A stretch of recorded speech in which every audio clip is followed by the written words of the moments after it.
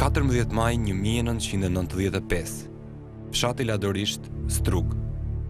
Komunitetin tërësisht shqiptar të asaj zone e tronditi një ngjarje të mërshme, e pa dëgjuar më parë.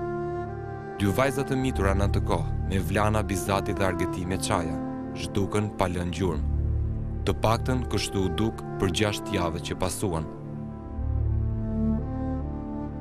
Atmosferën e gëzuar të festës së Remis e përmbysi tërësisht lajmi se në buzëmbrëmjen e asaj date, 2 kushërirat nuk po ktheheshin në shtëpi.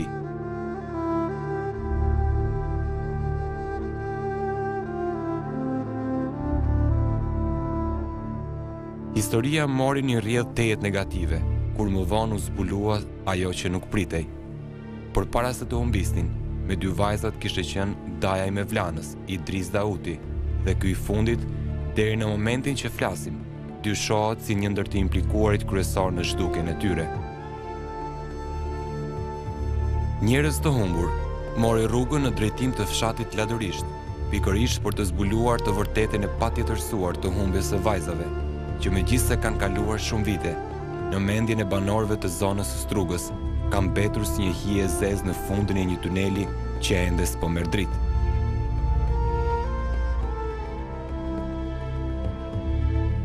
Intervistën tonë e zhvilluan fillimisht në shtëpinë me Vlana Bizatit, ku na pristin më shumë ankth të gjithë pjesëtarët e familjes. Për ata nuk ishte as pak e lehtë që të risillnin në kujtesë skenat makabre që u janë servirur gjithë këto kohë nga organet shtetërore, por që në zemrat e tyre ende ka shpresë se me Vlana është gjallë, ose së paku, drejtësia ende nuk e ka dhënë versionin e vërtet të ngjarjes.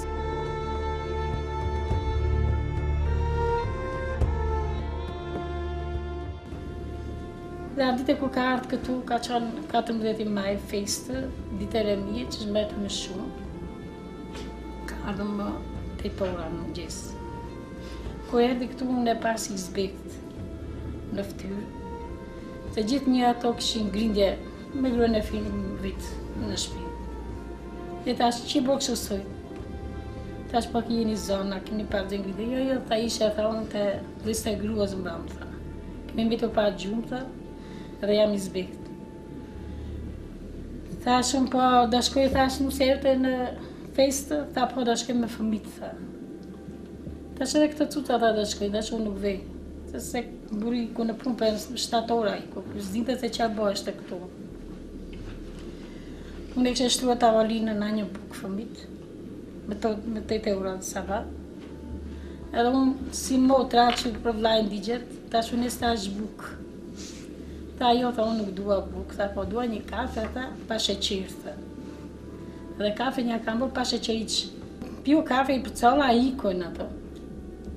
Edhe a iku me këto bashkë, edhe unë tha do dalë, tha, dhe mikën cuca, tha, dhe unë do dalë, tha. Unë nuk theva në shpit, kur iku kjo cuca në saba, parasiti për byrek. Tha i nënda, tha, unë tha, stonde për darë, bë byrek. Edhe kosin tazë, tha e dua, kështë e merak, shumë e shësoj ishte. Me Vlana.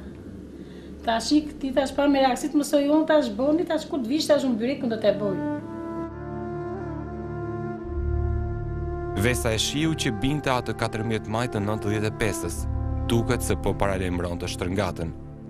Në orët e mbasdites, Idris Dauti, daja me Vlanës, u shfaq sërish në oborin e shtëpisë. Këpucët me baltë e fytyre e vrendur, ashtu si që kujtojnë sot dëshmitarët, të japin një ndjesi të keqe. Mëkatari ndoshta sapo kishte marrë udhëzimet për të vepruar. Unë do t'tregoj për atë ditë që ka ndodhur 14 maj, neve mbashte një feste në shumë, ndërmjet shumit ladorishtit edhe vishnjës. U kthyem në ora 2:30. Erdhëm si që ishim 5 vajzat, këshurin ka të thonë, lozni me top në obor. Këtu? Në obor, këtu. Ndërkohë erdi dajua, tha qarë boni, ja po luemi, thëmë. A ju në shikonte, tha do mip një ca buk, i dham buk, angri, tha do mi lashe dhe këpucët se i kam me baltë, ja lava, si dajo që kishe, ja dhash. Ndeti u bo ora 4. Tha do vini me mua, tha qkojmë, ti marrin fëmijët tonë, tha se s'kan ardhur. Shkojnë të merrin të fëmijët e ati? Fëmijët e ati në shumë se s'më kanë ardhur. Neve e besuam si da ajo, mirë tham të shkoj. Unë moment, mu prish qefi nuk vita, shkoni juve. Motra unis, edhe si që shte gjakitën që pat brenda, tash na mere këtë se filloj shi që të bje. Edhe ikën ato. Pas një kohë do la une në qendër të Ladorishtit, aty e shof nuk ishte asgjë. U bës ati ora 6, ala nuk ktheshin. 14 maj, kur bora ajo problemi, unë kam qenë punë në fshatin Kalisht, kam punur aty, gjenë më 7 ora. Kur vi këtu më 7 ora, shoh unë në kushme këtu, për ta asra. Që është punë? Kështu të s'ka rëbim në të. Po ku ati me më? Jo, tha i mori dajva, tha, dhe i qoj ati të festa dhe si këtë e prapë. Po binë, nuk ishin një këto tashun, po ishin ta për 2 ditë i mori prapë. Si mori prapë edhe s'ka nërë.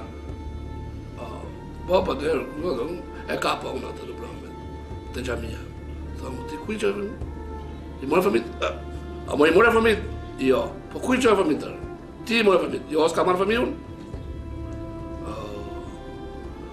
Unë shkojmë asen e murat lipin tim, në vetur, shkojmë të gjarja ati të vend e gjarës. Shofim ati, nuk ka fëmij. S'ka fëmij asë, nuk primi asë. Mbrëmja erdhi, por pa me vlanën dhe argëtimin. Shtëpia u mbush me njerëz dhe themit filluan të gëlojnë në përgjith fshatin.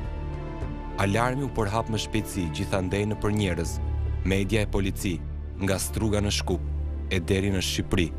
Po përse gjitha janë dhe pasigurit tek familjarët, cila ishte e keqja më e madhe që ata prisnin, e cili ishte lajmi që turbulloi rrjedhën normale të jetës së tyre.